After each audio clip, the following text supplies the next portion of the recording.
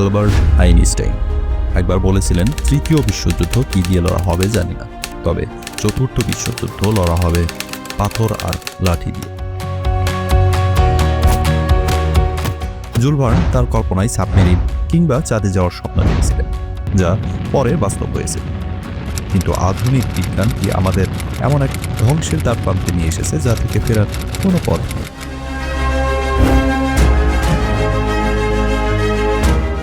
Russia Ukraine যুদ্ধ থেকে শুরু করে মধ্যপ্রাচ্যের অশান্ত আকাশ, পারমাণবিক অস্ত্র আজ আর কেবল ভয় দেখানোর হাতিয়ার নয়, বরং যুদ্ধের ময়দানে এক চরম বাস্তবতায় পরিণত হয়েছে।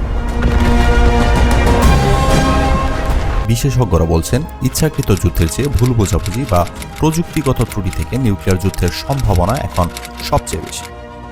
যদি কোনো দেশের রাডারে ভুল সংকেত আসে, তবে মাত্র 30 মিনিটের ব্যবধানে ধ্বংস হয়ে যেতে পারে গোটা এক সভ্যতা।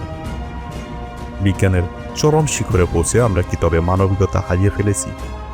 জুল ভার্নের কল্পবিজ্ঞান আমাদের স্বপ্ন দেখতে শিখিয়েছিল, কিন্তু আজকের পরমাণু বিজ্ঞান আমাদের দুঃস্বপ্নের কারণ হয়ে দাঁড়িয়েছে। পৃথিবীটা কি সুন্দর থাকবে নাকি কেবল ধুলো আর ছায়ের স্তূপে পরিণত হবে?